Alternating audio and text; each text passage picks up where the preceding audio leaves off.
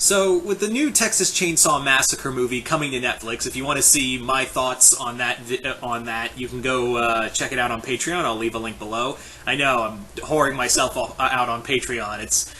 Hey, I got to make the money somehow. Anyway, so I thought it'd be kind of cool to bring it up on here and do like a quick video, like a fun video talking about like a movie pitch I had, kind of like when I had a movie pitch for Child's Play a while back. This is a movie pitch, and I also think, yeah, I did have a movie pitch for both Jason and Freddy as well at some point. I just can't remember where they are on here, but yeah. So this is going to be my movie pitch for a Texas Chainsaw Massacre movie. So this movie, let's dive right into it. So this movie would be a continuity of its own. This would actually be after... This would actually be after the first movie. This would take place after the first movie, and essentially what has happened is that the federal marshals have come in, and unlike the Texas Chainsaw Massacre 3D movie, they do arrest the Hewitt family. They do arrest, excuse me, not the Hewitt. I meant Hewitt when I was thinking of the remake, but the Sawyer family. They do arrest them. They're forced to go, they don't really hold out like it's not a gunfight, it's more like they give up because they know they're friggin' dead if they don't. And they take Leatherface and they take him to a maximum security mental ward, where he's going to spend the rest of his life in there. He's just going to spend the rest of his life in there for ever. And the rest of the family, like Drayton and well, Nubbins is dead, so can't really fix that. But Grandpa has also been arrested, and they're just going to live out their lives in prison. Now, you think this is where like it's a prison story, right? And I was thinking that would be like that is some of the ideas where Leatherface is kind of on his own in this mental ward, and he's just lost now. He's like completely distraught. He has no family for him. There's no one there to like guide him. He's basically a lost child, and he wants his family back. So of course Leatherface, even though he's without a chainsaw, he does, however, have some pretty brutal strength. So after breaking free, he manages to escape. He managed to break out of the sanitarium, causing also a massive breakout as well. Now, I know what you're thinking.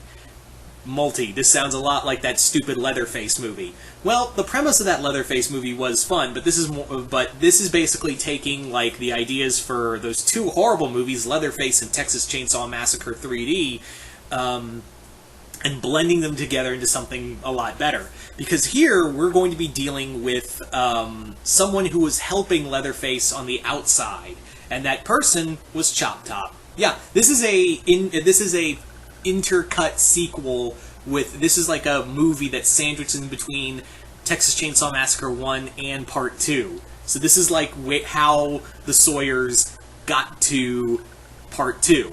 So Chop Top is here, and he actually helped facilitate the breakout at the sanitarium, got his brother out, and now Leatherface and Chop Top are looking for Drayton as well as Grandpa. They're looking for Drayton and Grandpa as well. And it basically becomes this just tour of blood and guts across Texas to find their missing family members. Now, I know what you're thinking. Well, didn't Drayton Sawyer get away with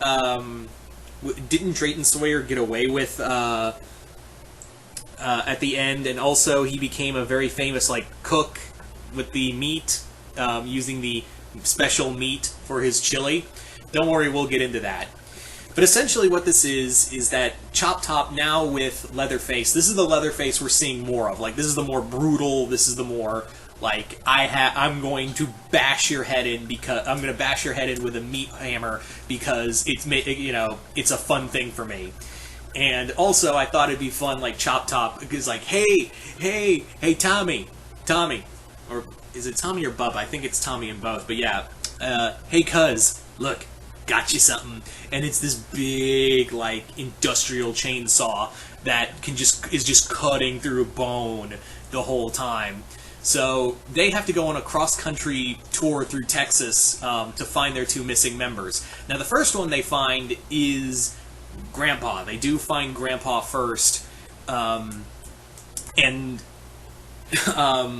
basically in this is that he's being transferred because he's so old. They're transferring him to a lower risk prison. I mean, to a lower risk security area, because their thinking is, the dude's fucking like 90. He's not going anywhere. He's like almost 90. He's gonna probably die in a life sentence in a lower risk prison. He's not gonna be able to get out. So in the midst of a prison transfer, Chop Top and Leatherface come in. They break him out, and they get old Grandpa out of there. Now, this is like, obviously there is federal force, like FBI forces are looking for them. And it is a cross-country carnage tour. Like, I wanted to have like fun, like scenes where like Chop Top breaks into like a gas station and he hears Stretch's voice on the radio, and he's like, "It's nice. I like her. She's pretty." But then Drayton is the tough one, because Drayton, they actually find out that Drayton is also going to get transferred, but he's going to be transferred out of the state. He's going to be transferred to like Florida, and also they're probably going to give him the death penalty. Now, the reason why they didn't give it the death penalty in Texas there is at the time, the death penalty in Texas at that time had like a long list. So they were like, hey, Florida has the death penalty and they have a shorter wait line, so we're going to kill him faster in Florida. So he's going to be executed in Florida, and they break him out. And at the same time, while they're doing this, Drayton is transferred over there. But what happens during mid-transfer, when they're about to take him out of Texas, Leatherface comes in, they wreck everything, and Chop Top, because he does have like some knowledge of how like records work, he sets fire to like the warrants and whatnot, and actually like fakes everyone's death. He literally, like, at the end of it, when they're being pursued by everyone, they all like fake their death by falling off of a gorge. And at the end of it, they come back, they're like, well, they're still like, and Drayton's like, you damn fool, they're gonna realize Drayton Sawyer's still alive, and he's like, yeah, but how many Drayton Sawyers are there? Come on, Drake, it's easy, like, there's no way they'll figure it out, and we'll move somewhere, like a small town, we will just move to a small town and live there. So, that's how they survive. A little contrived, but like, come on, like, how many times have people, like, avoided capture by the law for how many years by either faking their death or just hiding out in a small town? Yeah. So, there you go. There's my quick Texas Chainsaw Massacre movie pitch.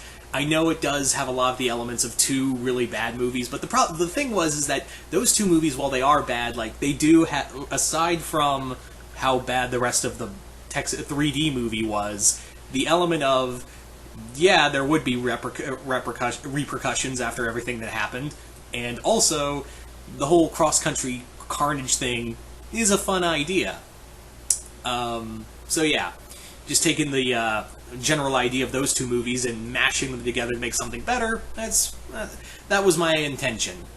So you guys tell me in the comments below, what do you guys think of this movie pitch for a Texas Chainsaw Massacre movie? Do you guys like it, hate it? Comment below, let me know, and as always, I'm always curious to hear your movie pitches. Just comment below, let me know, and once again, I'm Mr. Multiverse. I'll see you next time in the Multiverse.